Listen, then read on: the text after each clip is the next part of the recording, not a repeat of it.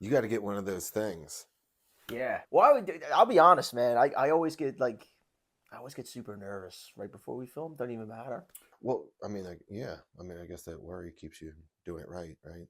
Do you make a sound clap? Is that what it is? Sometimes, yeah. Oh yeah. Is Eddie going to be impressed that I knew that? Like a sound? He was the first time I did it. Oh, okay. He was like, "Oh, yeah, check That this was not. out." Yeah, that was unofficial. Yeah, because you have to sync everything up.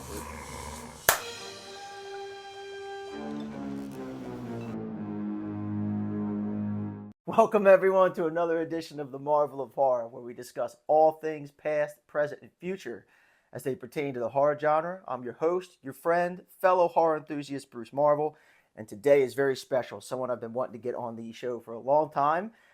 You've heard me reference him. You've heard some of the stories. He's a man of many talents. He is Jay, the Bad Man, Marvel. Jay, Bernard, welcome to the show. Good to have you. Thank you for having me. What was your first introduction to the horror genre? You know, it's funny watching the other episodes and everyone gets that question. And it's just like, I'm like, wait till I get that question. And yeah, Bruce, obviously you already know. But technically, me and Eric, my older brother, our first horror movie ever was, you really got to go back in time and really put yourself in the moment. The movie Terminator on silent. Yes, no one tells a story better than you. I was trying to do the math the other night to see how old I was, because like me and Eric always ask each other, it was like, did we go to mom and dad and say, I want to watch Terminator? Because there's no way we could have even known what the heck it was. I was thinking about this last night though. The only thing I was thinking is we had to have known Arnold Schwarzenegger as Hercules. Yeah. The Destroyer, whatever. I don't know which year that came out. And so like his face was just the cover. So we were like, hey, we know this guy. Let's watch Hercules 3 Yeah. on mute. like even us, like we knew Arnold was already like a pop culture icon Right. before like Terminator. Terminator was just like the thing to send him over. And like I said, I was way younger. Or did dad just want to watch the movie? I think mom and dad. And they heard the F word was in it, so they had to mute the whole thing. I think we were at the age, all of us, even you guys, because I'm 5 years younger than you, 6 years younger than Eric, the oldest, who got to get him on the show too. Yeah. So I can only imagine how old I was. But yeah, mom and dad were probably at that stage in their life where it's like, okay, we got 3 boys who are small.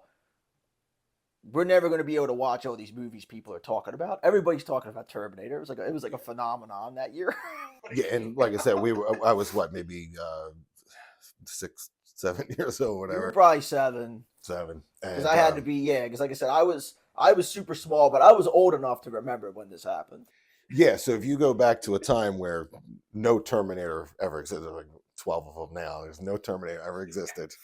The movie starts, no sound, mutes, you know what's going on. First you're like, why is the guy naked? Right? And then he just starts murdering people. He just starts cold blood murder, like, yo, what is up with Hercules? And as a kid, you're like, you're like, all right, I'm just watching this movie where this guy murders people. It's a murder movie. And I'm pretty sure the first guy, like that, so he kills like the 3 punks, like it's a straight up like Mortal Kombat, rips his heart out, like kill. But it's Arnold, so you're just like, well, he did it back in the day as Hercules. Yeah, I mean, he knocked out the camel. Yeah, he's Conan. He's a good guy. Yeah. What's he doing? Yeah, that's another thing. He's supposed to be a good guy. Why is he killing everybody? Like the girl in the nightclub, she must have did something wrong. So then, really weird scene is, when he's cleaning the eyeball out, and then you're just like, what the hell's going on here? And then, he turns into a maniac killer robot. Like I said, we watched this whole movie on mute. You know what I mean? And we had to close our eyes during the sex scene. But other than that, it's like, and we make the joke, like 80s was such a different time. It was like, they didn't care whether you were just watching like hardcore murder. It was like, okay, no costume, no nudity. Whole police department got shot up. Yeah, oh yeah. And the end of the movie is just like, okay, man, he's dead. And then here comes like this creepy stop animation, like skeletal robot. It was like, oh my God. Well, You couldn't stop him as a human. You definitely ain't stopping him now. Oh, but it was terrifying looking. Terrifying. Like, you didn't even see that part. Like, you didn't Terrifying. see the endoskeletons until like that part of the movie. Like, even with the eye, like you could tell he was something not human, but the eye scene, Yeah. it was like, man, to see that. Plus, like I said, stop animation, even though that was like the bar of excellence, then was still weird looking. And without the sound, to not know the movie had anything to do with time travel. Yeah, you couldn't. Yeah, I don't know why he's trying to kill him. So, but my it real was only till Terminator 2 came out that we figure out what the hell's going on. well, yeah, we were allowed to watch that one, so we like put it together. They had to go back and watch the original Terminator and realize how good of a movie it was. Yeah, Like, it's still wow. a great movie. But my first real horror movie is we snuck next door to see Sammy's house. Sammy's house, Nightmare on Elm Street, the first Nightmare on Elm Street. I remember. But then again, I was thinking too, like Jaws. I probably saw Jaws before Nightmare on Elm Street. So Jaws was technically probably my first horror movie. So we know the effect Jaws had on Eric. I mean, yeah, I don't think he's ever been the same since. no. I can't. That's when and if he comes on. Yeah, that's the movie he's got to do. He's got to. You got to do Jaws. It's got to be all about. You got to Jaws, do Jaws, man. His whole life changed. I mean, he still to this day loves Great White Sharks. Loves that movie. Well, even when we were starting to talk earlier, I wonder how many people's lives changed from this movie here. Oh, we're going to get into that. We know your guys' lives changed. Yeah. Oh my god! Like, we know your guys' lives changed while we're here. Like even watching it the other day, it's like if you grew up in those exact years of the 80s and then you watch the movie again, like for me, it holds up great in time because it took me right back. Yeah. The kids, and I looked for it and I was going to bring it. The kids holding a toy in the movie that I still have. You should have brought that toy. The Yoda. Yeah, the Yoda. I have the Yoda puppet. Poltergeist, the 1982 classic. I have here. I don't have a lot of Poltergeist swag. What wasn't there much? I don't think there was. Poltergeist swag. Yeah, I should have got. There's like a million Wolfmen and Frankenstein. Yeah, where's the little girl statue in front of the TV? There's no 1980 television sets. Yeah, it still turns on. It's not in the budget for the show. That one. Our yearly budget is like negative $100. We're still paying Comcast for the past 20 years for analog. It's the last. Yeah. I watched it Friday night. I watched it last night in preparation for this. Now I'm not. I'm not a horror guy. I'm not a horror guy. You're not a horror people guy. Out there. I'm not a horror guy. I'm much better off watching reruns of Seinfeld, possibly Dumb and Dumber for the 1 billionth time. That's my whole thing. I don't know how I became the horror guy. Oh, out of the three of us. Like, I don't know. Sometimes I wonder even how you guys become horror guys at all. Oh, even Matt, the first episode, Matt, he's like, yeah, I watch Nosferatu to go to bed at night. I'm like, oh my God. Yeah. What? 1922. Yeah, like, wow. German expressionistic film. Yeah. What? What's the one Johnny Depp did like in this century? I don't know why seeing Frankenstein's monster when I was a kid just made me the way I am, but I don't know why. Yeah, I just went so deep. Very deep. Very deep. Yeah, you guys don't even.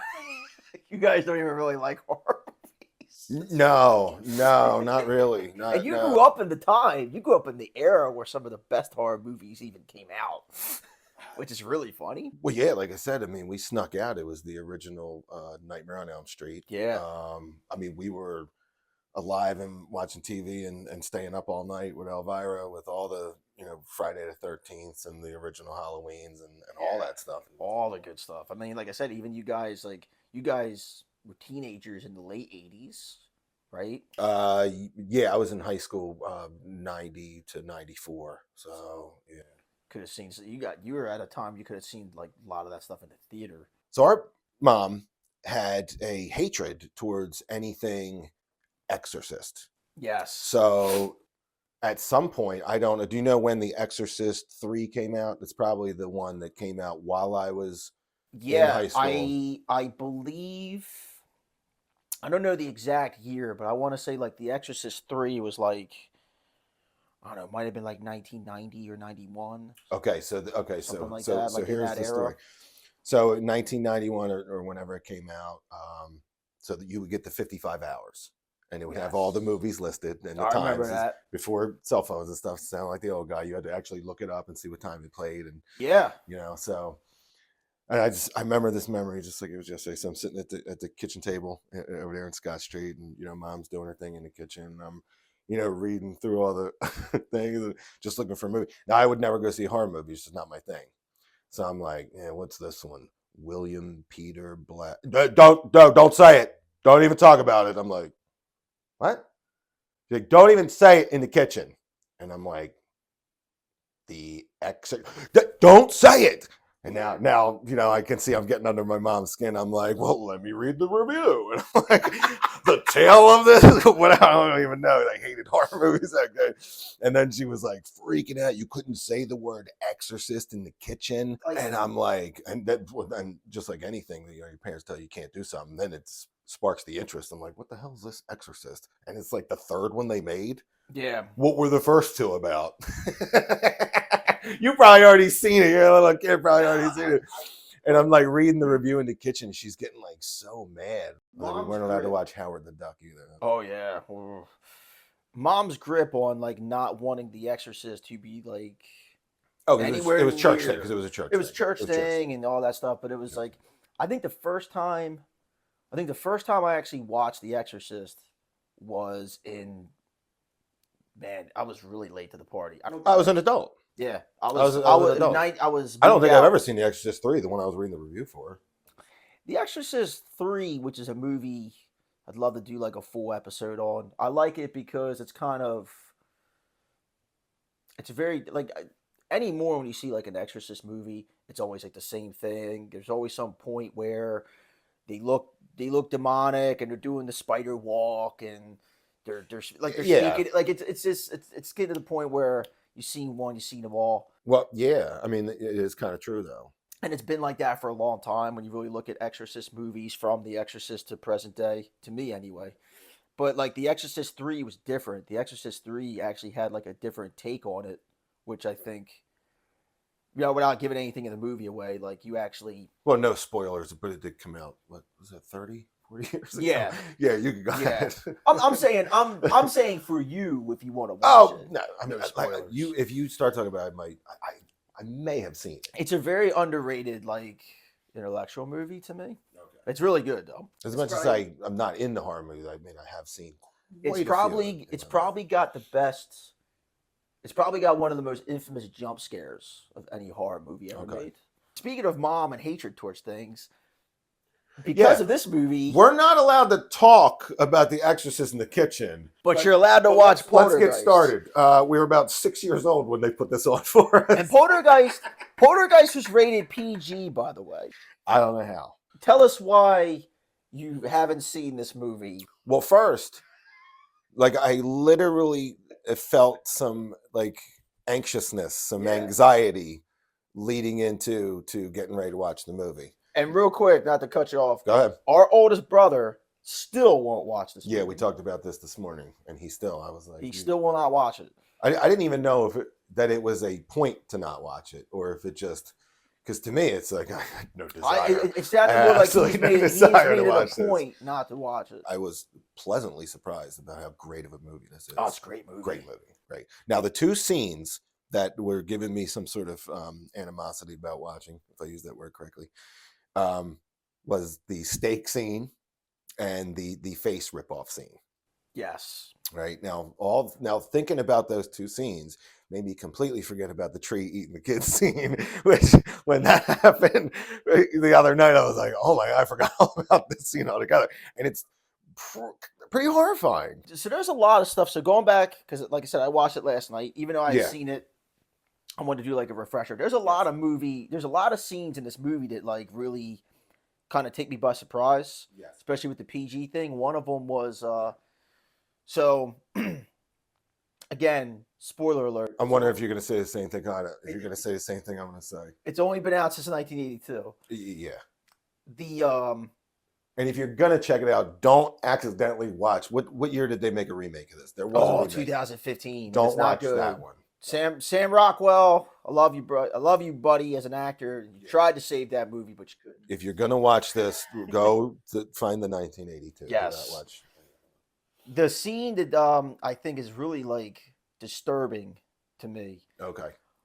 For one, if I got my daughter back, I wouldn't put her anywhere near the room. You're going too far ahead. Okay. Jump back a minute because I was going to say one thing I completely forgot about. Didn't even realize when I was the a mom kid. smoking weed? Yeah. Yeah. They're rolling a joint bed. And Craig T. Nelson's got weed all over the bed. And then he's jumping on the bed. I'm like, you got weed all over bed. And funny little side note, the kid comes in, right? And I'm thinking she's going to go, oh, I got, and she goes, oh. And then she hits it one more time before she puts it out. I'm like, 80s. Look. This is so this is the first time I've watched this movie now being a parent. It had a different effect on me. Hold on. Before we even get there, okay. First, movie starts, right? I'm like, oh, Steven Spielberg. Completely forgot about that. Yeah, you know, I mean, Steven Spielberg, and the very heartfelt music, like it's like Jerry Goldsmith is the guy. He did a lot of famous like composings for movies, but he always worked with Steven Spielberg, like Raiders of the Lost Ark. It's like this music that's like, oh, this is gonna be like a family movie. Yeah. And then so then down the street comes and like. And I know Steven Spielberg, and they always they do like the Easter eggs, like the little hidden gems. Okay, beginning of the movie, is this a hidden gem? The guy from Midnight Madness has got a case of beer, and he's in green sweatpants. Is that the Meat Machine? Is that a Meat Machine reference? It might be. And then they knock him off, and he's like, and I'm like, no, I completely forgot about this. And I'm like, and he's even on a bike from E.T. He's got a hutch. Yep. And I'm like, the guy from, now, does Steven Spielberg have any link to Midnight Madness? I don't know. I'd have to go back and check. Is that a Steven Spielberg thing? Because I'm like, might be. Because he's got all kinds, in that movie, he's got, like I said, he's hugging, they got the Star Wars sheets. He's got the Yoda. The Star Wars sheets, I was like, oh my God, I can't wait to bring that up because we had those exact sheets. Well, there was a lot in this movie. Yeah, where I was there like, was a lot in this movie. You guys had a lot of that Star Wars stuff. Thank God we didn't have that clown. We didn't have that. I'll get into that, but that I recently saw online, like someone was auctioning that clown off. That clown? That clown. Okay. I forget how many thousands of dollars it went for, but that's like a from the actual movie? I believe it was from the actual movie. Okay. So yeah, I definitely wouldn't want that. Oh yeah, no. I'd be way too scared to have it. Even if somebody wanted to give it to me, I'd be like, eh. But that is funny that we bring that up because that is one of the scenes. Because like you said, like you watch that movie and it happens in the 1980s, and we grew up in the 1980s. And when he's seeing that clown with just a little bit of light, and that's what's scaring him. Like I remember what scared me in my room. Yeah, it was freaking C-3PO. Yeah, like. Anything with eyes in the dark can be scary. You're like, C-3PO, he's a nerdy. He's even nerdy as a robot. Yeah. And they turn them lights out and you see a little shine there. There was so many things. That alarm clock. One thing, like I said, it was so much like taking this movie in and kind of watching it, not with like a fresh pair of eyes, but like watching it to really look out for more things. I was like, oh, okay, a brother and a sister sharing their room. That's kind of weird. I don't know. Was that like a thing in the 80s? Nah, they were young now. I mean, no, that's pretty normal because Carol Ann was what, 5? I guess. So he only was probably like 6, 7. So now that would be completely normal. Yeah. So, but that's just now the unknown report, like you were saying earlier, is like if that's where they got taken by the ghost, to put them right back in the bedroom for 1 more night. That's one thing. It's like they put them right back. It's like, okay, we got you back. The house is clean. I don't even think I'd let go. I'm like, hell no. I'm getting a shower. You're staying in here with me, and you just stay in the bathroom. If they really had to stay in that room, you would have seen me like with boards and shit. Yeah, I would have cemented the fucking closet. So there's no way to enter. Well, it's funny too, not to jump around, but like they get the kid back, and she goes, "Up, this house is clean." They wrap everything off and roll.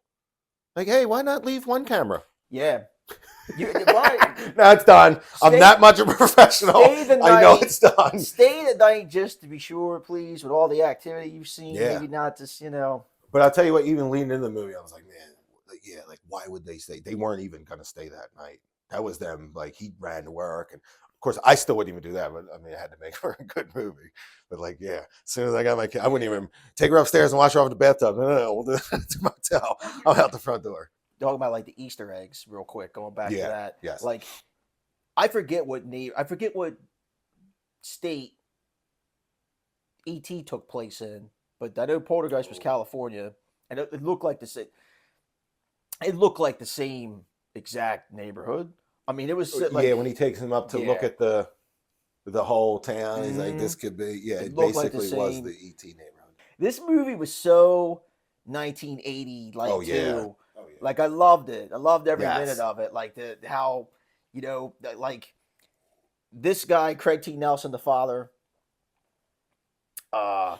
Like, that was the American dream. Like, he had it. Like, you had this nice suburban nice house, suburban neighborhood. You had one person was working. You had 3 kids. It didn't matter. You're doing really good. You had the station wagon car. It was before minivans.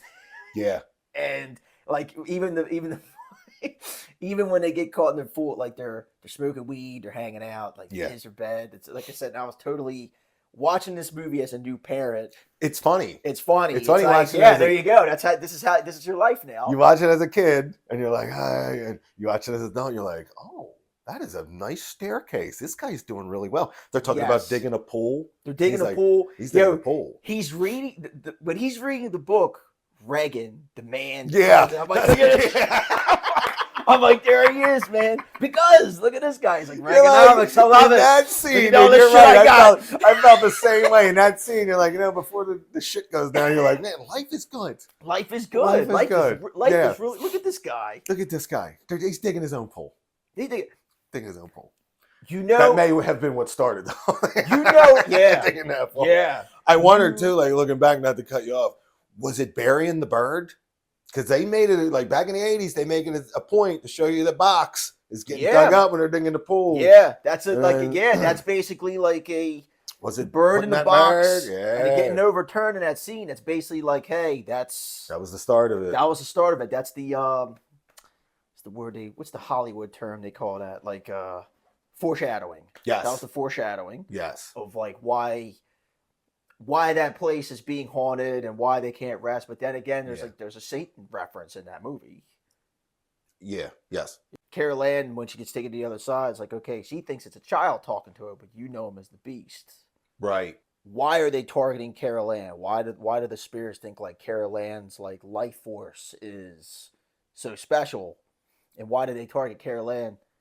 Well, I don't know, but what made me think is why, like a little, like I said, it could be nothing, but it's like a little hint I thought they kind of dropped for you is when they're walking up the hill, because, the guy he works for thinks he's like he hasn't been going to work. What's going on? Yeah, he's asking him the questions. Yeah, he's asking him questions. He's like, all right, I should have made you a partner. You've sold over half these houses. You're making us a lot of money. We don't want you to leave. Right. When he's talking, he's like, yeah, so your daughter was born in that house. Yeah, Carol Ann. But when I said, I wonder if that's why, because was she born in the house, or she was born when he had the house? Like, is that something like, okay, because she was born when they had that house? Like, so to that, so like, you know what I mean? I thought maybe that was kind of something. Do we have to watch Poltergeist 2?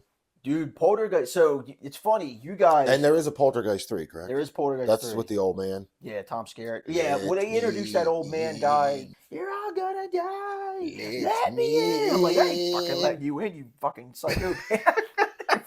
You're weird. Let you in my house. Hey, Tom.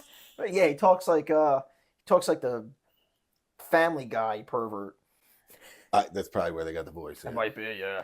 It's but they introduce him in the second movie, and he's creepy, and it's man. Oh, they do introduce him in the second one? They do. Okay, yeah, I'd have to go back and watch the second one. The second Poltergeist movie. I'm trying to remember what even the third one was, but they're in the building, the skyscraper. Tom Skerritt's in it.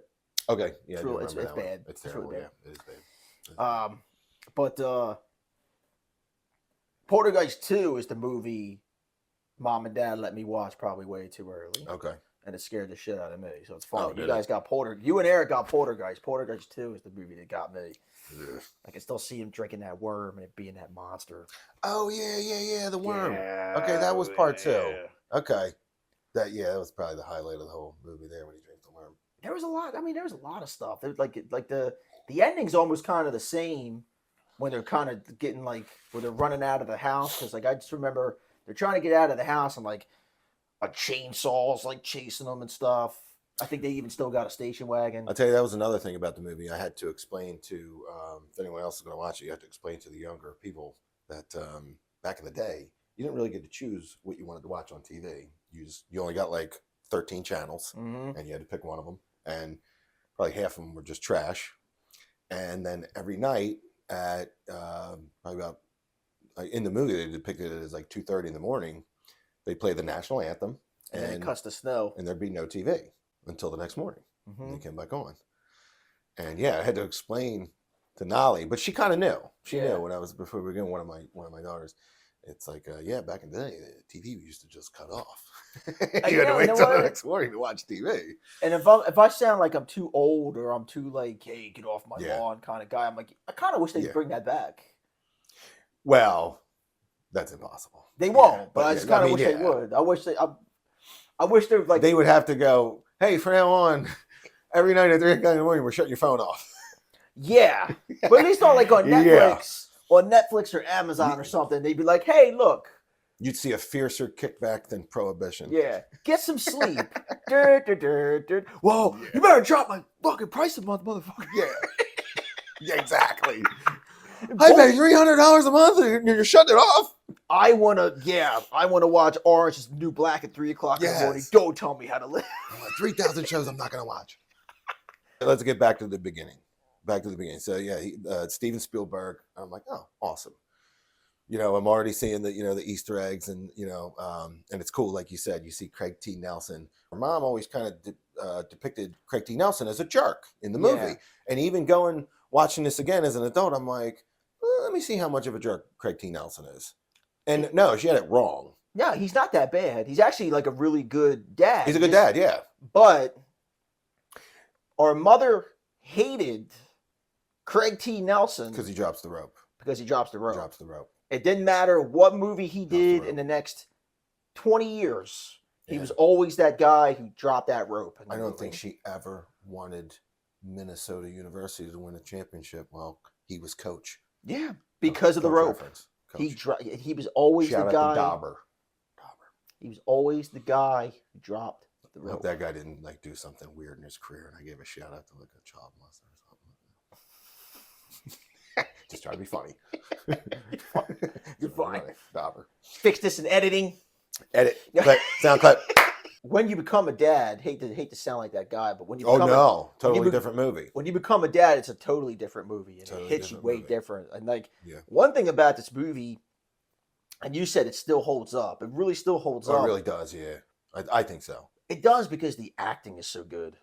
Yeah, the woman that did she ever do anything else? Because I don't know. I'm sure she has, but she was fantastic. I can't think of the actress's name right offhand, but and now, so that was one of the scenes, like real quick, since we're on it, that was one of the scenes that I kind of forgot about that I thought was the most disturbing. Like when the Beast is getting ready to make a second go via through the closet. Yeah.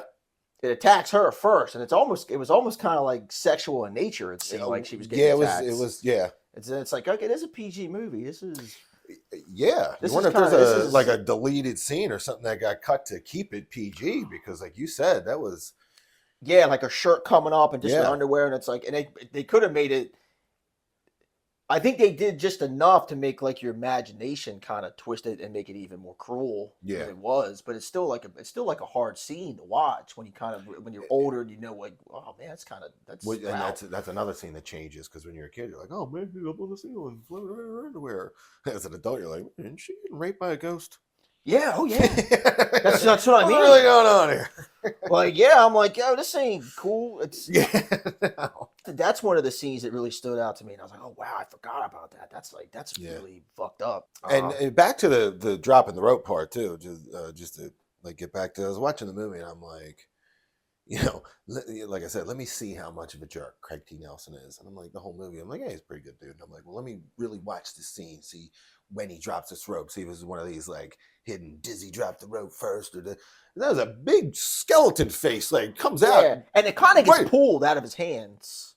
Well, he's like, you know what I mean? But then again, like as soon as he lets go, they fall and they're saved. I'm like, all right, well, you know, it worked out. How big of a jerk is he? Like, they're not going to go back and go, hey, why'd you let go of the rope? I was like, well, you came out, didn't you? That's how you came out, but you let go of the rope. What is that? It's like, it's not like I got tired. Like, some demon attacked me. Yeah, like demon face. Of course, I think our mom was the only one that ever brought that up. Yes. Okay. I don't think it was one of these topics in the movie world. I think he really seemed to care for his family. I think for some reason, Mom already had it out for Craig T. Nelson. Yeah, I wonder what it is. Was it in something else? Yeah, in something else. I don't know. I don't know. Was Mom not a Reagan? You made her hair go gray.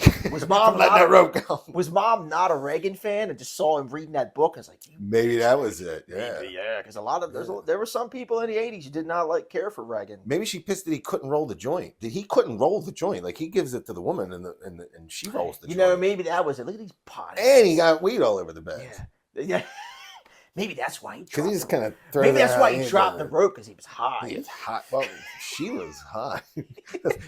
she was, I don't even think she never even passed it to him. Yeah, you're right. She sparked. I was like, oh. You just assumed he was high because he was doing the. Because he's Craig T. Nelson. And he was doing the diver shit, being funny. You just assumed he had already smoked. So the tree. I forgot about the tree scene. You forgot about the tree scene? I forgot that because I was sitting there waiting for the steak scene to come up and the face scene to come up. You know, spoiler alerts.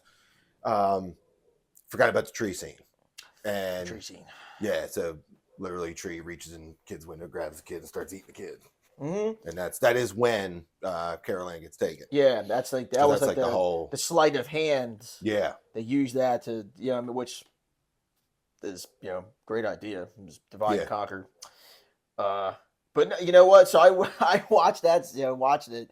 They take a real super tumble getting out of that tree. Did you catch that? Yeah. Yeah. Yo, he's that kid. Him and the kid are. Yeah. So Craig T. Nelson. Spoiler. Craig T. Nelson, the dad's, he rescues the kid, and there's one scene. And that tree's almost got the kid. Yeah. There was one scene where I was like, "Yo, it looks like he's got that kid," and then the next scene, it was only like halfway. Then they're out. Yeah, they're out. But they're on that last branch, and he's got him on his back, and they just fall, and I'm like, "Ooh, oh yeah." It looks like that kid's head hit, man. Yeah. Oh yeah. They take a spill there. They take a nice spill. And it wasn't their stunt double. It was like, I'm pretty sure. Maybe. I don't know. But it looked like that kid. And I was like, oh, shit. Yeah, then he got his wish. The child laws were back then. The tree was gone. He got his wish. The tree was gone. He got his wish. The old wise tree who tried to eat him was gone. So then that's a scene where, Carol Ann gets taken. And like he said, like, I guess she was communicating with him through the TV and stuff. Yeah. I don't know why they, just chose her. Maybe the tree was trying to get the kid. Maybe they're trying to get whoever they could get. Maybe they could, yeah. I don't know, but I don't know, because they mention it in the movie that like the closet is the heart of the house. And what she says, this house has many hearts, but that's like the real. She does say that. That's like the real like nexus point of like whatever. So I do love the scene where so the kid gets taken, and then then fast forward a little bit, they have these people over, and so you start with the original woman, which I don't know actors' names and stuff, and you can tell they're like, all right, well, let's see what you got, right? And Craig T. Nelson's like, yeah, you'll see. Yeah, the one guy. And like, yeah, well, I got a time lapse camera. I caught this thing. Over 7 hours, man. He's like, okay, 7 hours, huh? 7 hours, okay. And they're kind of like playing it off like, we'll decide whether you have an emergency or not. And they're like, okay, come see the room. Mm-hmm. And obviously they open the door and there's stuff flying around. Yeah, there's like super, super poltergeist like activity. Yeah. going on. And it's still getting worse and worse and worse as they Mhm. go along. So obviously within the movie, then they got the people. Now they get the people in the house. Well, that's another thing too. I kind of forgot about. So like the way they're explaining the it was funny like watching that movie. I'm like, yo, this must be the same. Like, is this the same uh campus the Ghostbusters are on? No, it's not because that's New York and California. New York and California. But Right. it seemed like that. It seemed like they're in like the same hall as like Ray. Well, did they ever say where they found these people? No, I don't. They think didn't they really do. say, did they? They I think they didn't. kind of generally said like, who would you call, and something like this. And she And was then- like the older lady who's like they go to, not the this house is clear lady. She comes later. Yeah. But the older lady, she was like a psychologist, I think, right? Didn't she kind of say that? Yes, She's when like a she's- psychologist by trade, and this is something they kind of do as like a hobby. That's exactly it. To pay the because she was saying the ghost hunting, I guess, because back then they didn't call it ghost hunting. Now they No. because like all these ghost hunter shows and all this, that's all kind of came from Poltergeist. Yeah. You know what I mean? That little setup, filming the ghosts coming down. I mean, that's Paranormal Activity, all those movies, everything spawned from Poltergeist. Yeah. And she does say that is right, that she was, and she even kind of says it too, like, you can't run around saying you're looking for ghosts. People kind of think you're crazy, and they ain't gonna give you no money. They ain't gonna hire you. Yeah. So you you know kinda better had to than like take a a- second-rate tarot card reader at that point. Yeah. To the public. And at that point, I guess for her and her career, it's like proof that her career wasn't a waste of time. Stuff was real. Yeah. Yeah. So then, obviously, that night when they have these people over and they're still trying to get a hold of the daughter and trying to do that is the steak. Tell me about the first time you guys ever like watched that scene. I mean, I don't know. Like, Like, I don't know. Like, I even like we had the steak joke, and like I don't even know why we were so into steaks. Maybe that was even part of it. Like, just steaks in general. Like, I don't even know how to explain it. And we'll tell the steak joke at the end. It makes no sense, but if you guys want to hear it at the end, we'll tell it. It makes no sense. It makes absolutely no sense. Yes for me. There you go. We got one yes. We'll take a vote at the end. So many wolfmen. The whole time he's watching the steak and he's got the chicken in his mouth. Oh yeah. I'm like- I forgot about the chicken. I'm like, you forgot about the chicken. I think I morphed it all together in my head to think that maggots were going to come out of the steak at the end. Yeah. Okay. But so here's the scene. And here's it's like I said, great movie, but this is the weird part, right? So he goes in the kitchen. It's the middle of the night. Everyone's in bed. Middle of the night. And he's like, finds a piece of, he's hungry, obviously. So the two things he decides to eat are a piece of cold chicken. That's normal. Grabs his leg, puts it in his mouth. He's going to eat that. And in the middle of the night, he's going to fry himself a steak by himself. He's going to go in there and get the fakest steak. Just a raw steak, not covered, not in plastic, just one raw steak. Hey, I'm gonna cook this steak. I'm gonna be in here for about like 25 minutes. Let me know if you catch a ghost. Could you imagine? Okay. Because it's funny, he's just sitting there sketching, waiting for some shit to go down. Well, imagine if the ghost never come. Hey, can you cover the thing? I'm gonna run in to get something to eat. And the other guy's like, what are you cooking? A steak?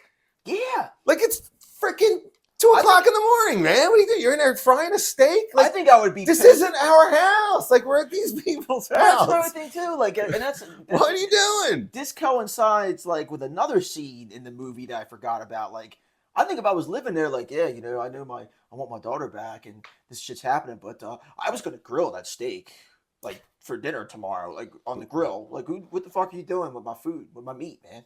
Well, they're a family of 5. Is there 4 more steaks in there? I don't know. Did the guy bring his own? Did you bring your own steak? Well, that coincides. Like, yo, what's up with the construction worker? Remember that? She comes down like, yo, he's in the window, he's eating, he's cooking. He's like, They're sexually harassing their teenage The teenage daughter, and they're daughter. just like, she gave him the finger. It's cool. it's cool. Like they were really, they were hey, like, mama. yeah, They were like way over. Real bad. You're like you're in the guy's backyard. It's his teenage daughter. She's in her like. Not only is he getting something to drink in their window, he's drinking her coffee. Yeah, he's like in the window just.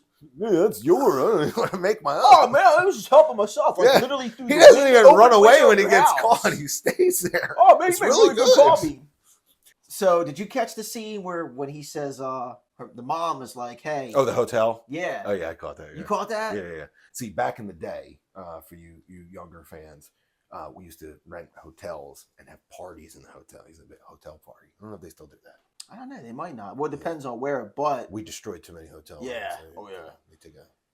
There's a scene where they're packing up, they're moving everything. They think the house is like clean, but they're leaving anyway. And the mom is like, "Hey, Dad said we're not staying, so get brought home after dinner."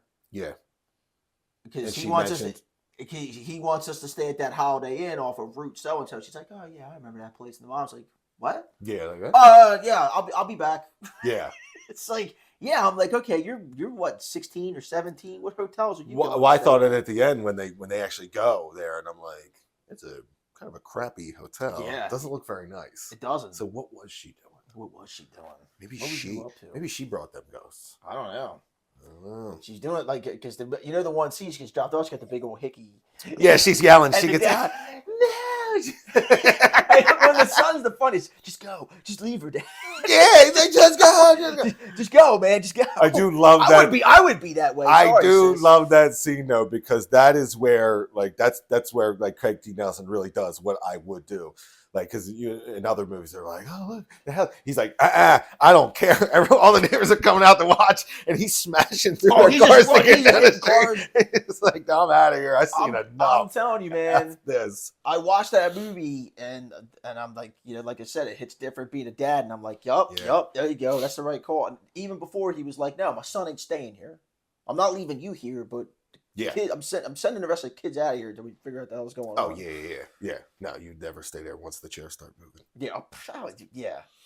So after the steak and the face rip-off incident, right? So he comes out right then, and that's when all the ghosts do the whole parade down the steps. Which, oh my god, freaking awesome scene! Yeah, dude, very awesome scene.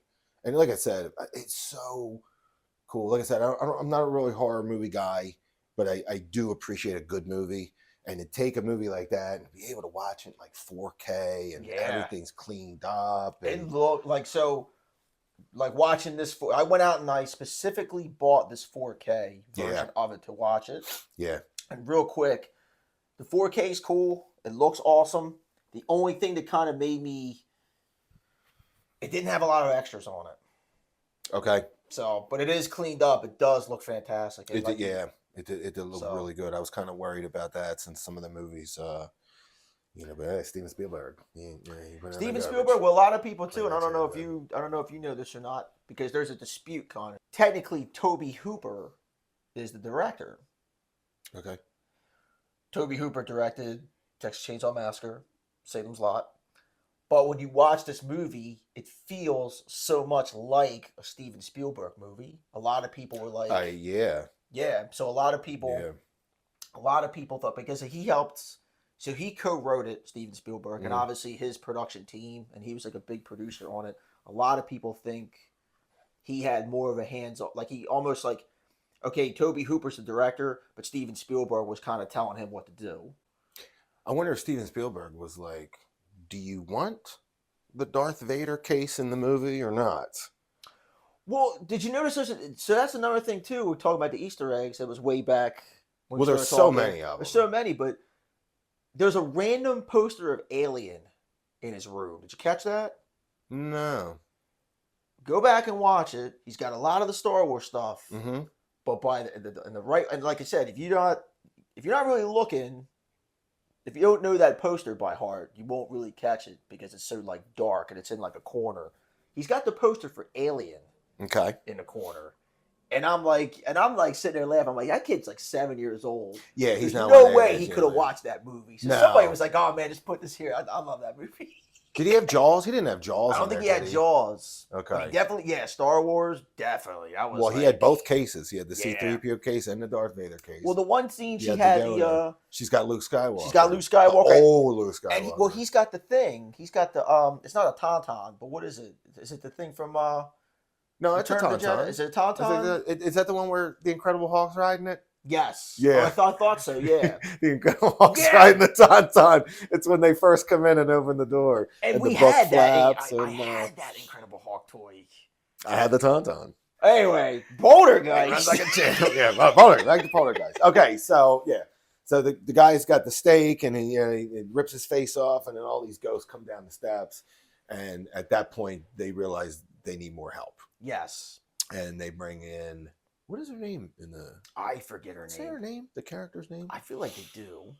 And yeah, like I said, this is where Mel, I guess, got scared. I don't really know. It's just a little old lady. It's that voice. And yeah, that woman, whoever she is, yeah, she just plays that part perfect. I mean, she nails it. She does nail it. And not to cut you off and do the Mandela effect thing again, but I don't know. In my head, I thought that she was more part of that movie. She's not even in that movie for that long. She's really not. Like, she's not even in there the whole time they're there. She shows up basically only for a night or two. You know what I think it is? I think if you've never seen that movie, or you haven't watched that movie in so long, that line, "This house is clean," Yeah, has been like quoted so much and used or in into other the light, movies, or into the light, like her, light. like the part she was in, have been so quoted and memorable over time. Yeah, like you said, you think she has a bigger part in that movie. It's like, nah, she's really only in that movie like a solid 15 minutes if you really look at it. But I tell you what, man, it's some of the best 15 minutes. Oh, it is. It's great. I mean, her whole, because they just get so climactic at that point. And yeah, that scene where they're trying to get her back and they're yelling. Like I like that part where like I said, you watch it as a new parent, and the mom is like, "I hate you for this. Oh yeah, go into the light." Like I gotta lie to I gotta lie to my kid. Yeah, and I gotta trust you. And it's crazy too, because like as a parent, this little lady's like, "I ain't tired of going to the light," and you just kind of want to be like, "Well, I get we called you because you're the expert, but how do you know? Well, you ever done this before? You ever seen a big skeleton face come out of a closet?" Yeah. Well, remember that she's like, "I'm going in." No, I'm going in. Yeah, but you've never done this before. You're right. Yeah. You go. The one part of the movie where I kind of chuckle, like, yeah. She's like, "Yeah, you're right. I haven't done this. See ya. Good luck." Good luck. Well, even the one part, and this affects me because like I'm a dad. It's like, yeah, okay, well, who's the child more scared of? And she's like, "Well, Steven does the discipline." Oh, come on. I know. Even in this situation, I'm the bad guy. Like, I'm the bad guy because I'm the dad. It's like, "Oh, tell her you're going to spank her." She's like, "Come on, man. I don't beat my kid like that." Yeah. Now you tell me. Like, yeah. You can tell. Awesome scene now. Awesome man. Scene. It's like, you can tell he plays that part like he's so uncomfortable. Yeah. Doing this. It's like, like you said, the acting in this movie is like, fucking 1982. Fantastic. Like, yes. Awesome. Well, that's why they don't make movies like this anymore. Well, yeah. You don't have that caliber of like. You had to make it good so people would see it. You had exactly. It wasn't the advertising that made you go see it. You had to make it. You had to make it good, and the only way you were going to see it was like in the theater. So if they didn't come and see it in the theater, or like later on, even though this is still kind of early for like rentals, if you didn't make it good and people didn't come see it, you didn't make money. Right. Like, you had to. Yeah. And that director was going to get it out of you because if he didn't do a good job, he wasn't going to get shit. You definitely weren't going to get permission to make Poltergeist 2 or 3. Well, like I said, Toby... And they probably made more money with Poltergeist 3, because this is like all the movies. Like, if you look in history, Rocky 1, Rocky 2, and then they come out with Rocky 3, which I love Rocky 3, but it's not the caliber piece of trash. Yeah. Piece of trash. It's not the caliber movie of like... Two good films. Two good like films that won Academy Awards. Well, I'll bet you anything, Rocky 3 made more money than all the Rockies. Oh, I'll even do you better now. I bet you Rocky 4 made the most money. I know. Yeah, Rocky 4, where Rocky ends communism, beats the Soviet Union with the help of Ronald Reagan. Yeah. But the same as Poltergeist. I bet you look in history and it's like, yeah, Poltergeist 3 made more money than Poltergeist 1 and 2. You're like, oh my god, that's Well, that's the ridiculous. thing. Well, you got to remember, like inflation's like Poltergeist was the #1 movie that Well, year, yeah. $32,000. It's like $32,000. That's like a movie that straight to rental does now. But back then, that was like, yo, $32,000. That was like fucking unheard of. I'm no financial wizard, but I'm thinking, the price of a dollar in 1982 was vastly different from 1992. Yes. Or 2023. Oh, it's not a political show. Like I said, Poltergeist is one of those. That's our next podcast. The Get Off My Lawn podcast. Get Off My Lawn There's podcast. probably a million one of them. There's probably a million one of them. Oh man, I'm sure there is. I'm sure there is. There's probably a million of them on cable. Yeah, probably. They're called news. Yeah. So all right. So back to Poltergeist. Back to Poltergeist. So they bring in the old lady, and like I said, the movie at this point is just so it's so great. Like you know what's going to happen. Like I said, I've seen it a long time ago, and I'm still like I feel myself like getting into the movie. Like the other night, I was like really into it. But like as a dad, like you really see the real horror of the movie is your kid gets taken away, and there's nothing you can do. Yeah, you can't go look for your kid. That's the scariest thing. Like, and that going back to like that scene with the mom and how that entity is trying to stop that mom. And like, and you're like, even I was like this, and like, and I know what's gonna happen. I know, right? I was doing the same thing. That's why Mel would be like laughing at me. She's like, he's kind of scared. I'm like, yeah, I'm like, that's I know what's gonna happen. Like I said, that's the most like being like watching this movie through fresh parent eyes. That's the most terrifying thing about this movie. Something is, you can hear something going on, and you can't do anything about it. That's like, that is completely frightening. Your hands are tied. There's nothing you can do. And the acting is so good. Like, I was like, I immediately put myself in that position. Yes. And it was just like, oh, God, I couldn't imagine. What would I do if my daughter wasn't there and there's no one you can call, no one will believe you, because they weren't even calling the cops. Because they didn't want like the press to get out and weird shit. Because like you even said earlier, like there's that one scene. The guy's like, "Hey, you ain't been to work, all right? Yeah, we're still sick." Even though, and the guy knows he's lying because it's like, why would you be standing next to the guy if you're sick? Well, even touching on that subject, he even says like, he's asking where the daughter is. He's like, yeah, well, you know, my so and so's son goes to the same daycare. Says she hasn't been to school. She got the same illness you got. Yeah, we're all really sick. But I'm standing right next to you having this conversation. Mm-hmm. Like, well, he's got lying. He looks like shit. Oh, he looks like shit. He looks like he hasn't slept and stuff. And it looks legit real. That's why they had to keep it from PG-13 or PG because, like, any like rated R, you look at me, what do you want, drugs? what do you want, the stuff? Well, this is 1982, and they didn't have the PG-13 rating yet. Oh yeah, I know, right? Yeah, so it was like it was either PG or R, and it's like, okay, well, if we make it rated R, no one's gonna come and see it. Make it PG, but it's your fault you bring parental guidance. It's your fault you bring this kid. Yeah, and that's why they said like you go through that like that real horror that they show in the movie of not having your kids and not knowing how to get your kid back. Which, oh my god, thank God I never ever felt that real horror. You know. I'm 18. I still, I'm still just as scared. Just as scared. But anyway, and then you even go to that other scene we were talking about where, these paranormal people come like, well, we'll decide if your house is really haunted. And he's like, dude, get my daughter back. Yeah. You do whatever the F you want to this house. You can have a party with the ghosts when I'm gone. Get my daughter back. That's why I called you. We didn't call the cops because what are we going to tell them? They're going to put us in jail. And basically he's saying like, he goes, like, no, I'm not calling the news. I'm not calling the media. I don't care. I want my daughter back. Yeah. Like you make a story of it later. I want my daughter back. Yeah. Then you get the old lady and then like, just that scene where it's like loud and they're young. It's like a good song. Like they lead you into a crescendo and then they give it to you. Money shot. Bam. Yup. Get the daughter back.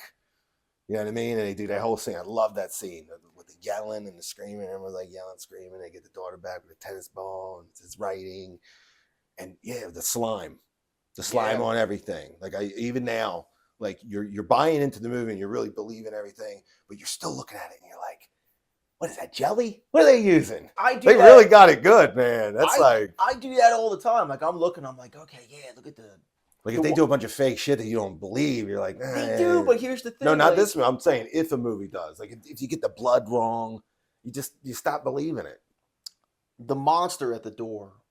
When she first goes down, when she finally gets out of her room, she finally escapes like the ceiling and is able to get out into the hallway. And she goes to their bedroom. There's that. Oh yeah. There's that monster. Yeah. Now you know that monster's fake. Yeah. But I gotta tell you, man. Oh. That looks way better than 90% of the CGI shit I see today. It looks like the same kind of like effects they use in like Ghostbusters. Like I know those things are fake, but they still look better. Well, that's a great reference because if you go back and watch Ghostbusters, if you ain't seen it in a while, the ghost at the beginning is still she's cool. Scary. Yeah. Like they went full on and gave you a scary ass ghost, not just some, you know what I mean? If they just started the movie with the like I love the Stay Puft Marshmallow Man and all that scene is freaking awesome, but you know, you start the movie with like Slimer, Stay Puft. It's like, like they started pretty heavy. It was kind of cool. Pretty heavy. That was your whole plan, Ray? Get her? Get her? That's another movie. That's like real quick, right? Way off topic. That's a movie that's a movie that still has like some actually real legit scary moments in it. Yeah, you watch Ghostbusters as a kid, and you're like, yeah, it's an awesome movie. You watch this as an adult, and you're like, is Ray getting a Hummer from the fucking ghost? Yeah, like, yeah. That is what is happening. 80s. I mean, dude, all the man you can't get away with none of this stuff anymore. Being older with all the jokes in that movie that you finally get as you're older, like even makes the movie like that much better. It's like, oh, that's the bedroom, but nothing ever happened in there. What a shame! What a shame. As a kid, you're like, oh, maybe all our video games and toys are in the other room. Yeah, where's Slimer at? What this movie? Where's the Stay Puft I have the toy of? Yeah, where's the toys? And why is my toy show up in the movie? Why is my toy this small, but he's big as a building? This is bullshit. They should have made it bigger. Why is he the same size? How's he going to attack the firehouse if he's only this tall? God damn it! Why is Slimer as big as everybody else? He's the biggest guy. I know. I had those. We actually had Ghostbusters toys, yeah. But back to Poltergeist. Back to Poltergeist. So they get Carol Ann back. They go in. Everybody gets cleaned up, and like I said, I go back to this part. Like right then, it's like she goes, "All right, right then and there. This is totally 80s. We're done. House is clean. See ya." And if you really think about it too, it's like they had a lot of equipment. It took them like a week to get it all in. Would it take them 10 minutes to get it all out? Oh, yeah. Of course, the guy who ripped his face off was probably he didn't come back. He didn't come back after that. That's right, yeah. I wouldn't. Because remember, she's sitting there and she's like, yo, I'm leaving here. My man's staying with the video equipment. But you know what's kind of crazy about him, though? And they didn't really even talk about this, but I was kind of noticing, you probably noticed it too. The picture he's drawing is what happens. Yeah. Like, they never even talked about that. Hey. Well, they talk. So what happens? So prior to that scene, he's in which you're referencing the basically the parade of the souls moving downstairs. Yes, awesome scene. Which doesn't look like that until they watch it back. That was cool too. Yeah. He's drawing his interpretation of like, I guess when Carol Ann's running from the beast, and the mom feels Carol Ann like go through it, which is actually another like heartbreaking, powerful scene. Yeah, I know. When you go back and watch it, it's like you don't, because at this point they don't know if their child's dead or not. Your kid disappears, right? And like in a real world, like if your kid disappears, like you're a missing kid or something, like you call the cops, you do whatever you do to try and get your kid back. Your kid gets taken into no man or whatever, and no man's land. Like you don't know, you don't have anyone to call, your hands tied, like we said. But like there's this had this feeling of like, is she in heaven or hell? Or like is she even alive? How do you get someone back from heaven? Yeah. Like even if she is there, like my child got sucked through a closet space that we can't see or is on a different plane. Yeah. And what do we? Are we going to get her back? What do we like? What? Yeah, how do you even explain this? That's another thing. Why I was like, He's like, we didn't call the cops. I'm like, yeah, if you called the cops and tried to tell them that story, They'd you'd be probably in lock you jail. up. Yeah, They'd lock you up. Okay, we know you killed Yeah. your daughter. Yeah, Where's the body at? yeah. We're gonna lock you up till we We're find gonna the lock you body. up until you tell us. Yeah, you're never gonna find the body because you're locked up. Oh, by the way, your daughter and your son, they're gonna live in another family. No, the body's in the house. What about the house is gone? What do you mean Yeah. the house is gone? I don't know. We went back. It's an empty lot now. Can you imagine they made a version? That's our version of Poltergeist. That's your version, but we got a warrant to start digging. Not even a house anymore, buddy. We got a warrant to start digging up this property because we think there's a body here. Maybe that's why you try to build this pool. Let's dig around and see what we find out. Holy shit! This guy's a serial killer. Who are these people you got buried here? And not for nothing, but I don't know if you did this too, mentally, but I don't know, for some reason in my head when I was younger, I made it to be an Indian burial ground. It had nothing to do with Indians. There's a very small reference where he says, "Oh, we've done it before," and it's not like some tribal burial ground. Oh, okay, so he does. So he kind of drops the hint like they've done it before with tribal burial grounds, right? And that's why I think you hear people like, "Oh, it's an Indian burial ground." So I got you. He makes the hint that his realty company has done that to tribal burial grounds. Yeah. Okay. That's I was kind of wondering. It's somewhere in my head throughout these years that I kind of. When you see the scene and they watch it back on the camera with the parade of souls coming, and they all got the hats. I'm like, I wonder if they're all because Indians back in the day used to have they all used to males wore those wide brim caps. But as far as the Easter eggs go too, like I said, he's drawing the picture, and it's Steven Spielberg, and I know there's a correlation even with Ghostbusters. Did Steven Spielberg, is he involved with Ghostbusters at all? I'm sure he's had some sort of. There's probably that picture. I think probably some production that picture is the ghost from Ghostbusters. The woman in the beginning. He's the one. If you look at it, I could be making this up. We'll have to watch Ghostbusters, cross-reference, and I'm looking at it, and I'm like, I'd have to go from back. Ghostbusters. I'd have to go. What year? The ghost from Ghostbusters. What year was Ghostbusters though? Was that 84? I want to say Ghostbusters was 84. Okay, but I could be wrong too. I can't remember. I wish I could remember. Eddie will look it up and edit it into the thing. Oh yeah, or that, or he'll post a real date, or somebody in the comments section will be like, "Oh man, you got a horror podcast? Don't even know what year." This is fucking podcast. I don't know the year. Dork. You don't know the actress's name that was never in anything else? Come on, man. Yeah, well, like I said, we're not I love episodes about this, talk about movies like this, where it's I'm not here to get all technical about the movie. It's cool to get into it. You got the wrong guest for that shit. Yeah, well, that's what I mean. I don't know what year it came out. I don't know what the actor's real name is. I get frustrated sometimes too, and a lot of people do this, but I get frustrated because I don't really pay attention to this. It's I blame it on my memory, but I don't really pay attention. People oh, that's because you even said it. That's a name a famous director, and not even Martin Scorsese, because you just Martin Scorsese. We'll do Frank Darabont. No, that's too off the beaten path. Who's the guy that does all the J.J. Abrams? There you go. I'll be hey, I like Mission Impossible, or is it J.J. I don't know what movie J.J. Abrams makes. Some of that. I can't keep it up. I said, even when it started, and I'm Steven Spielberg. Well, Steven Spielberg. I look at it I haven't seen it. I didn't know it's been out since 1982. Oh, Steven Spielberg came out with a new movie. It's called Poltergeist. Some of that stuff I know. And there was a time where I was oh man, I tried to beat it in my head. Now it's if I know, I know. You know what I mean? But I don't go out of my way to try and memorize it because I'm not trying to. Some people are into the director. Some people are into actors. Our mom, for example, would just go see a movie because Keanu Reeves is in it. Yes. Didn't necessarily know who directed the movie, which is a great example because you take a movie like The Matrix and you go, I watched 4 Matrix movies. I love Keanu Reeves. He's in all 4. But only the first one's worth watching. Why is all of them? Yeah. Why is and the same people made the movies. Good. Made them all. Yeah, good. Okay. Trash. What the hell is this? Yeah. It literally. Yeah. But we're not here to critique other movies. So that was just an example. I'm not here to prove that I'm prove your flex your knowledge. Exactly. You're not here to flex your knowledge. And I honestly am more interested in people's reactions to these movies when they saw them or how. You know, I mean, I'm more interested in. To me, that's the quote the marvel of horror is like Yeah.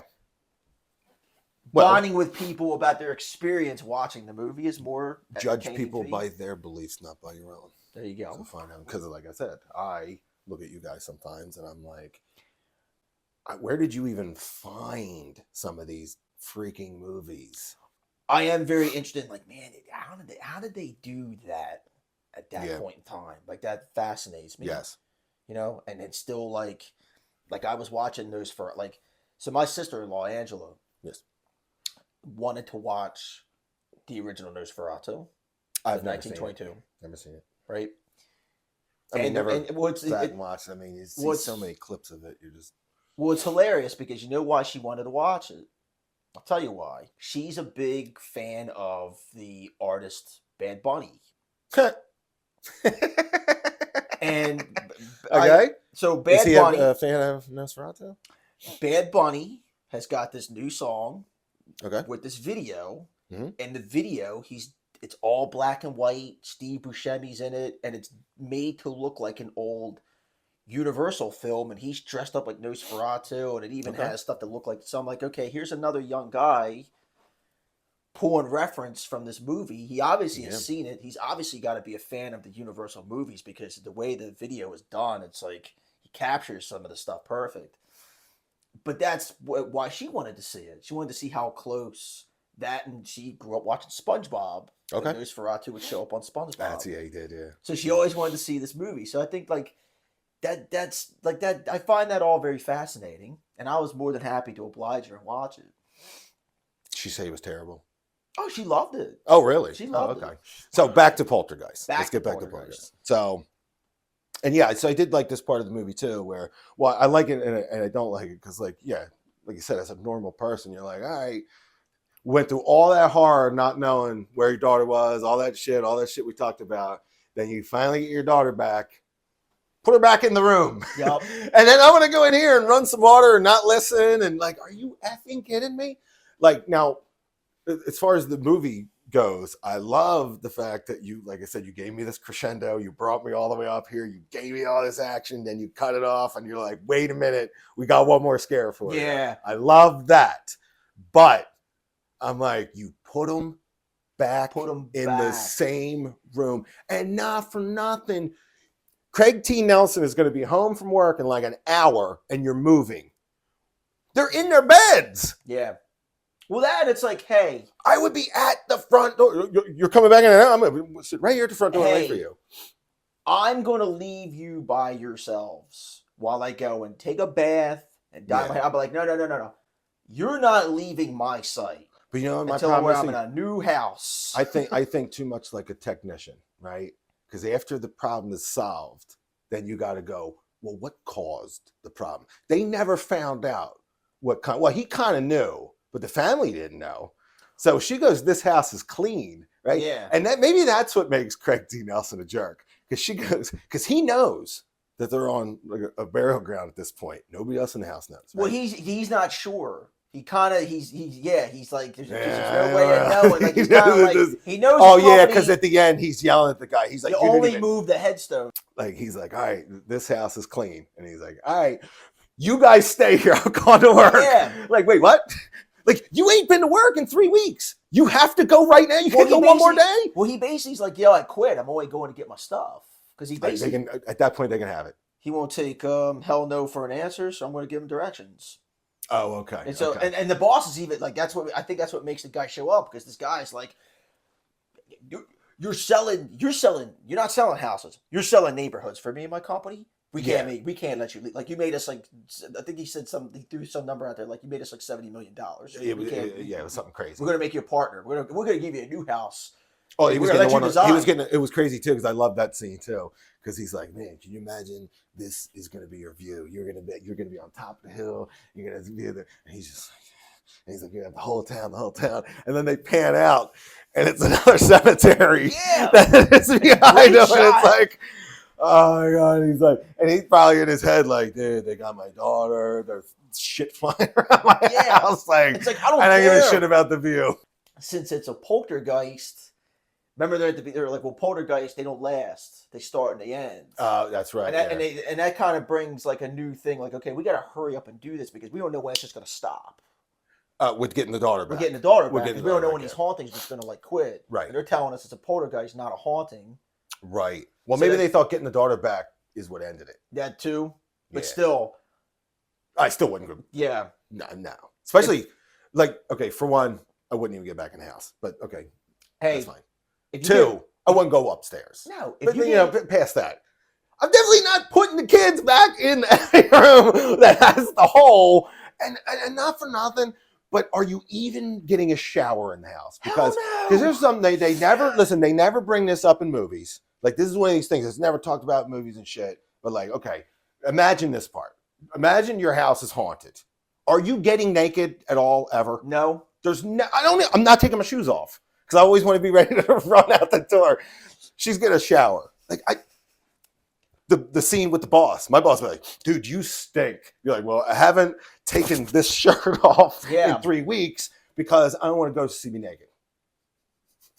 Well, I love that. Or to attack me when I'm naked. Well, the scene he's talking about Craig T. Nelson, and it's like Craig T. Hey, you haven't been to work, and blah blah. Like, dude, look at his clothes. He's got some big stain, like right here. He looks like he probably does. George Costanza. Was that a meatball? Yeah, that's from yesterday. Looks like he spilled some beer there. Yeah, What about 2 weeks ago?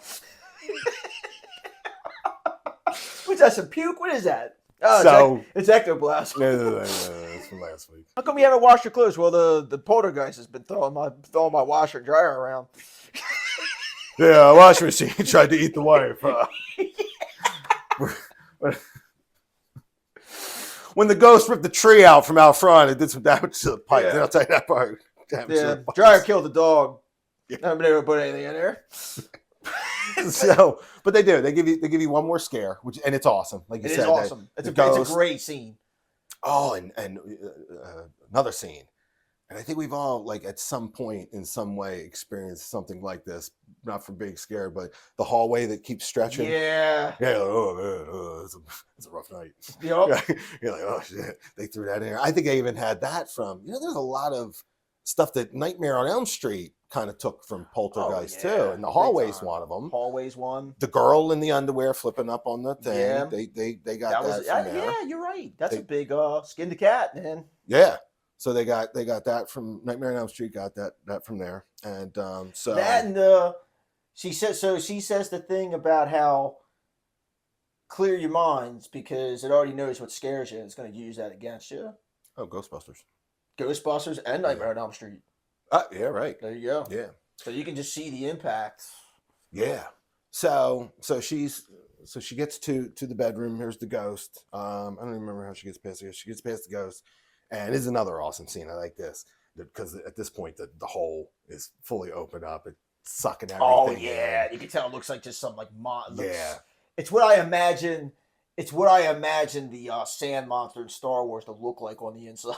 Yeah.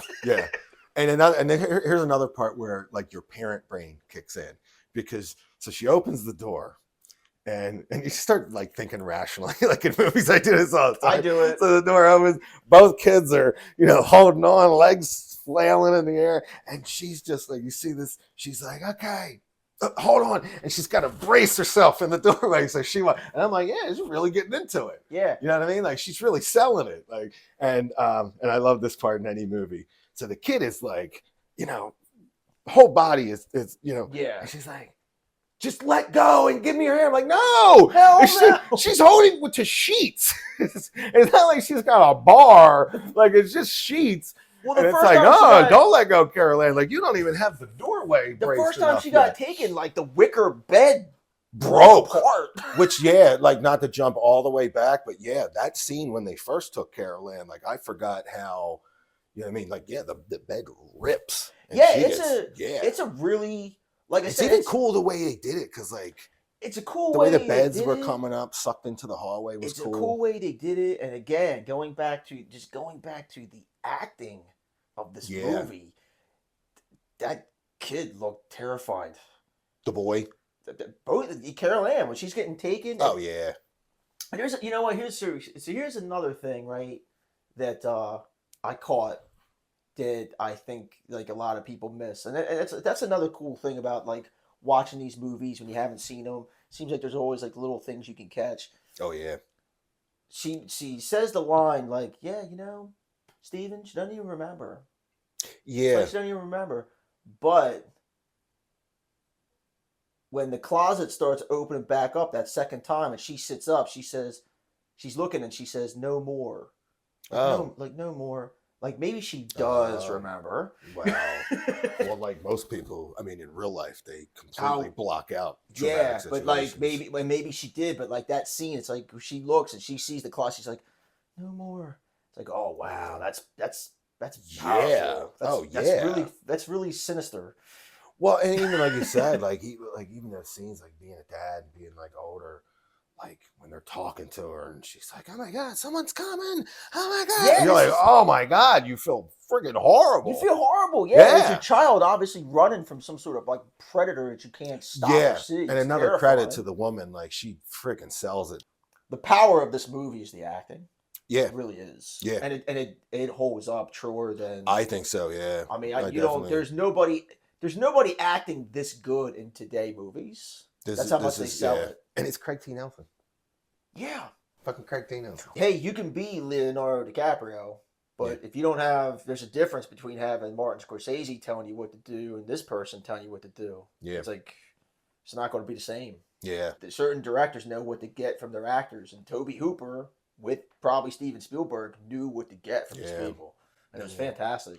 We kind of skipped over something pretty solid for all you viewers at home. The clown. Well, we saved what Because the we clown could say we saved the most terrifying thing of the movie for possibly for some a lot of possibly people would agree. a lot of people would agree, and the scene is great because scene like is I said, fantastic. it takes you back to me if you grew up in that time and you had toys in your bedroom and you lived the life that this kid is literally living. You know what I mean? You know, it brings you right back.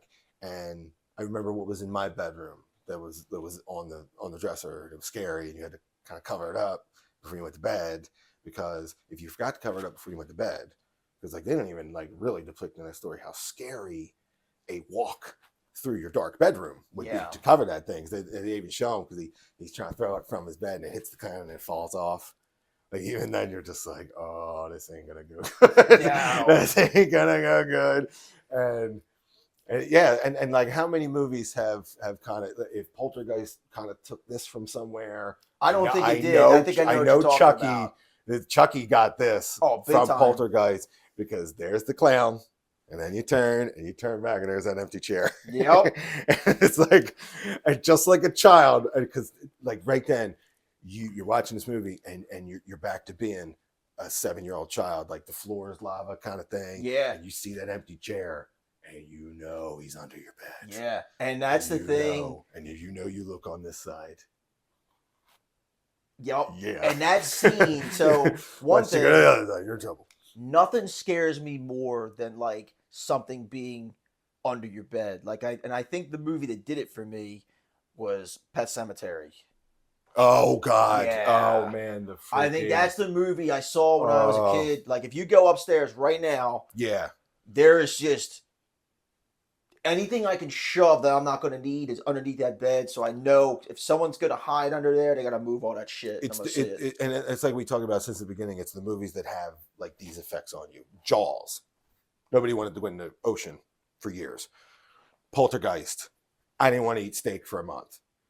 Right. And then Pet Sematary. Pet Sematary. I literally jumped out of my bed. Yeah. Just in nothing case can cut my Achilles tendon when I'm stepping down. Just in case there was a little hand coming out.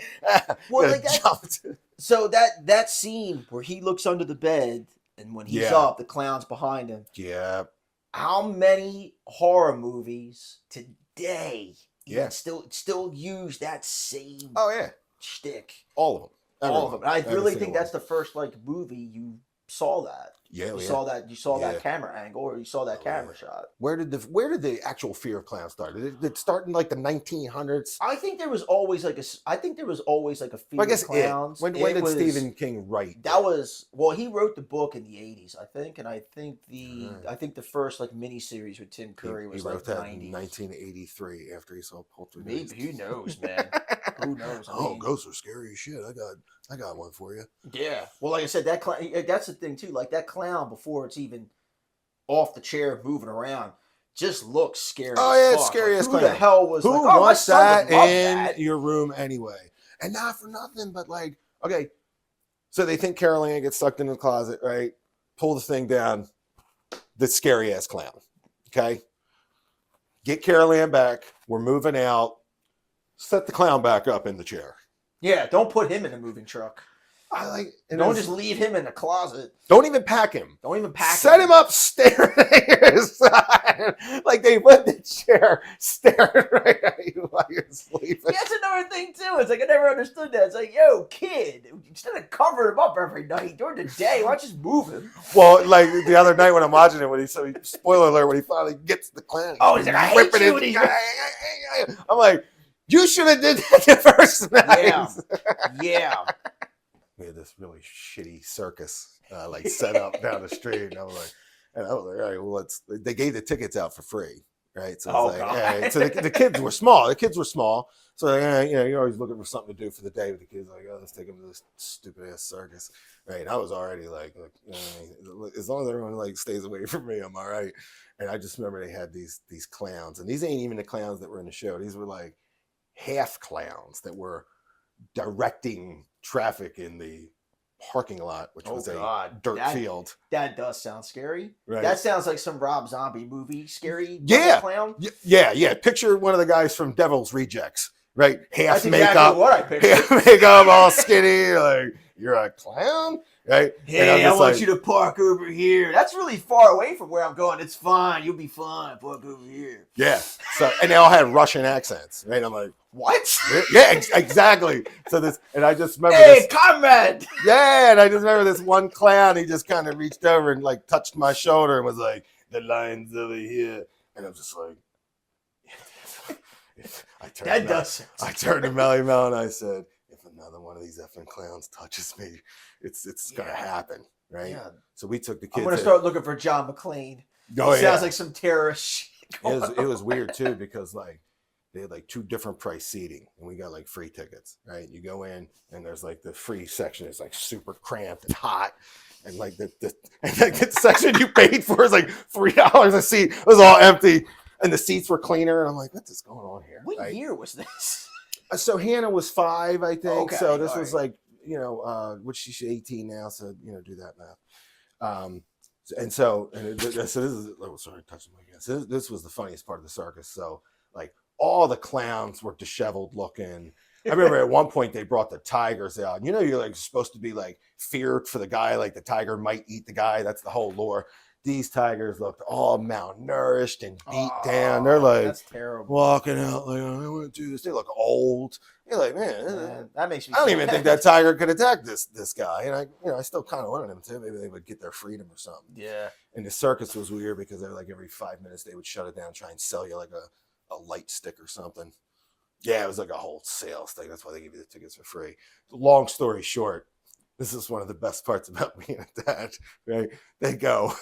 So we're there, and I think we even had Nolly. She might have been like 3 if Hannah was 5. And they go, intermission. And I'm like, intermission? I want to get the hell out of here. What do you mean intermission? They're like, we're going to have a 20-minute intermission. You go outside. Because they wanted you to pay for donkey rides and pay for snacks. And I'm like, intermission, this sucks. And I remember Hannah looked up and goes, "Aw, is it over?" Yes. Me and Mel looked at each other. Yeah, it's over. That's what intermission means. Oh, we're going to get ice cream now. Ice cream! Yes! That's what intermission means. When they're just at the hotel. Oh, and they look so tired and beat up. It looks like when I get home from Great Adventure. Yeah. Yes. And no one's talking. Yeah, it looks. You could easily be like, "What happened to you guys? Just spent a weekend at the beach." Don't ask. Just don't We ask. had kids at the beach. I'm sure that's what every I just wanna lay family down. looks like Yeah. in Disney World. Yeah, Walking oh, yeah, around there. oh, yeah. That's the Disney World family. That's a great like analogy. And then I don't even know how many times this has been copied and referenced and shown in other things. The TV gets thrown out into the hallway. Well, Iconic. I love it too. Like, so he like when they all walk in, man, he slams the door. Yes. I don't know if you noticed that he's just like he's so fed up, he's so tired. He's probably like ain't slept in 3 probably days. ain't slept. He's probably pissed off at himself that he left his family there for that job, thinking everything was taken care of. Yeah. Well, he's probably thinking like me. He's like, wait to try and explain this one. Yeah. If anyone's ever dealt with insurance companies. Yeah, exactly. I can't wait to call my insurance guy and be like, the house ate itself, and I have nothing to sell. Although that's where like that would be. I have no equity now. They'd be like, Nard, the house is haunted. I'm like, do you know what we spent on this house? Like, we're just gonna have to deal with the ghosts. Yeah. Like, where do you want to go now? I put all the money into the house. Exactly. It's like, Dad, what are we gonna do? Where are we gonna go? How are we gonna sell the house? Do you know what equity is? Yeah. We've only lived here 2 years. You look that ghost in the eye, and you tell him to leave you alone. Yeah, we'll get rid of the clown, but you're gonna sleep here. Yeah. I'll nail the closet shut. We don't have any money. We got no money. We got to stay in the haunted house. He shuts the door, like you said. They're looking tired and haggard. Like it's the realization, the reality is setting in, and then he even does like a look. He almost kind of breaks the fourth wall a little bit. He almost looks at the camera. He's just like, yeah, slams the door. Yeah. Then the TV. He doesn't say. He just kind of looks at the camera again, like, and then the nice heartfelt music starts playing. Oh yeah, and then they pan out. And they pan out. It's like, and that's another thing too with like movies. Like that, I think that was a big popular thing with Spielberg in the '80s. Like they always the panning out. Yeah, but this was the first time they gave you a horrible experience. Yeah, and then panned out all gently. Mm-hmm. Like I said, the music. E.T., I get it. Poltergeist, I'm like, I see like. The music plays such a role in this movie. Yes. Oh yeah. And like to have like you said right from the beginning. Right from the get-go. It starts in. This false sense of like, this is nice. This is a nice little warm embrace. I think Spielberg was like, "Oh, you loved E.T. Let me think you're getting an E.T.-esque movie and really just get comfortable. Really pull the fucking rug out from your feet. Really pull it out from you." But like going back though, right from the beginning, like I said in the beginning, like I had a little animosity going into watching it. I was like nervous. Well, that's why I'm glad. Like, so glad I watched it. Great freaking movie. Great movie. Highly recommend it. If you guys are sitting watching this episode and you're like into what we're talking about, I highly recommend going back and watching this one. This is a great I know at least 3 people who are going to watch this episode and be like, "Oh man, dude, I want to watch Poltergeist." And if the face ripping off scene is the one that you're really scared about, like that one is not as. It's not that bad. That one's not bad at all. It's really kind of fake. Not the. They do a lot of the movie right, but that right there, that one was kind of like. In my head, I just remember it being like.